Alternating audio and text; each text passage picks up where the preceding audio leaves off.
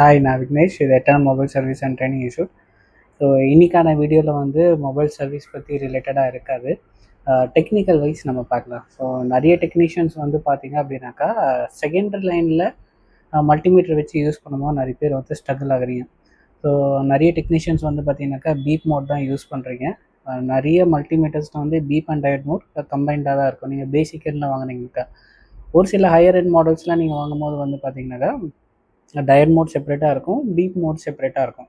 So என்னை பொறுத்த வரைக்கும் பீப் மோட் கண்டினியூட்டி செக் பண்ணுறதுக்காக மட்டும் யூஸ் பண்ணுங்கள். ஸோ டயோட் மோட் வந்து பார்த்திங்கனாக்கா டயட் வேல்யூஸ் அது ஜிஆர் வேல்யூ செக் பண்ணுறதுக்காக மட்டும் அது யூஸ் பண்ணுங்கள். இப்போது நம்ம செகண்டரி லைனில் செக் பண்ணும்போது நம்மளுக்கு ஒரு சில கெப்பாசிட்டர்ஸில் இல்லை காயில்ஸில் வந்து பார்த்திங்கனாக்கா ரெண்டு பக்கம் பீப் சவுண்ட், அதாவது டயட் மோட்டை வச்சு பீப் மோட்டை வச்சு செக் பண்ணும்போது உங்களுக்கு இந்த மாதிரி இஷ்யூஸ் வரும். அந்த மாதிரி இஷ்யூஸை நம்ம எப்படி அதை கரெக்டாக ஐடென்டிஃபை பண்ணுறதா, ஷார்ட்டாக இல்லையா அப்படின்ற வீடியோ தான் இது உங்களுக்கு இருக்கும். ஓகேங்களா? இப்போ என்கிட்ட வந்து பார்த்திங்கனாக்கா ரெண்டு மதர் போர்ட்ஸ் இருக்குது. ஸோ ஒன்று வந்து பார்த்திங்கனாக்கா சாம்சங் A12, ரொம்ப காமனாக நீங்கள் பார்க்குறது. ஸோ ஒன்று வந்து பார்த்திங்கனாக்கா ஒரு higher version of motherboard இது. ஸோ இது வந்து பார்த்திங்கனாக்கா ரெட்மி, இது எம்ஐ, இது வந்து ஒரு ஹையர் மாடல். எனக்கு மாடல் தெரியல, மேக்ஸிமம் வந்து 11 Pro அந்த மாதிரி சீரீஸில் இருக்கும். இப்போது நம்ம சாம்சங் A12ல் என்ன இஷ்யூ இருக்கும்? ஸோ இது இஷ்யூ இல்லை. இப்போ நம்ம செகண்டரி லைனில் செக் பண்ணும் போது என்னென்னா நம்மளுக்கு வருதுன்றது, டயட் வேல்யூ என்னென்ன வருதுன்றதை பார்க்கலாம். இப்போ நான் சிஸ்டமில் வந்து மல்டிமீட்டரை கனெக்ட் பண்ணியிருக்கேன். ஸோ நான் வந்து கண்டினியூட்டி மோட்டை தான் வச்சுருக்கேன். இது கண்டினியூட்டி ப்ளஸ் டயோட் ரெண்டுமே வந்து நம்மளுக்கு காமிக்கும். இப்போது ஒரு சில காயில்ஸில் நம்ம வந்து செகண்டரி லைனில் ஷார்ட்டிங் இருக்கா நம்ம செக் பண்ணணும்னு சொல்லும் போது என்ன பண்ணுவீங்க அப்படின்னாக்கா, ஃபஸ்ட் எடுத்தோடனே கார்ட்ஸில் வந்து செக் பண்ண ஸ்டார்ட் பண்ணுவீங்க. ஸோ இந்த காயிலில் வந்து பார்த்திங்கனாக்கா அரௌண்ட் 300 கிட்ட டயட் வேல்யூ வருது. ஸோ இதில் செக் பண்ணும்போது எனக்கு பீப் சவுண்ட் வருது பாருங்கள். ஓகே, கேட்குதுங்களா? ஸோ பீப் சவுண்ட் வருது, அதாவது இதோட டயட் வேல்யூ வந்து பார்த்திங்கனாக்கா 12.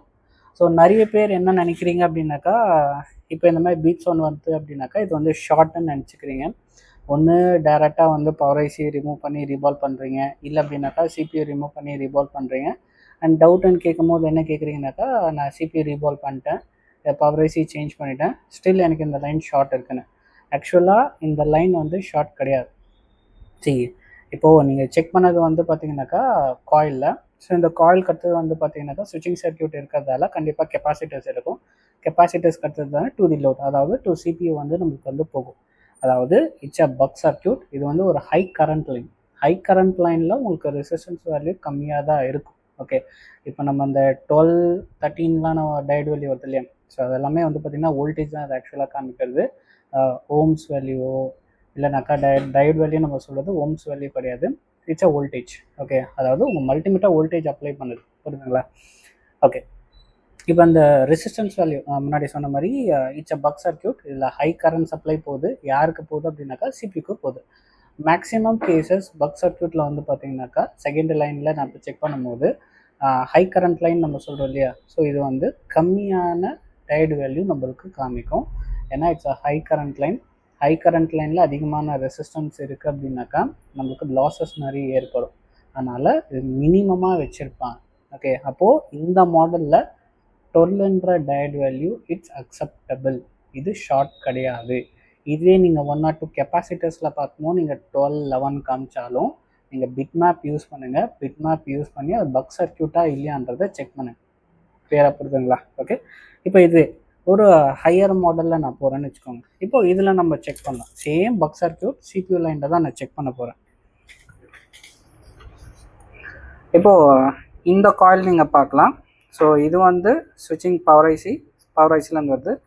ஆனால் இதோட அவுட்புட் சைடு வந்து பார்த்திங்கனாக்கா கம்பைன் ஆகிடுச்சு. அப்போ என்ன அர்த்தம் அப்படின்னாக்கா, ஒரு காயில் வழியாக பம்ப் ஆகிற கரண்ட் வந்து பத்தலை.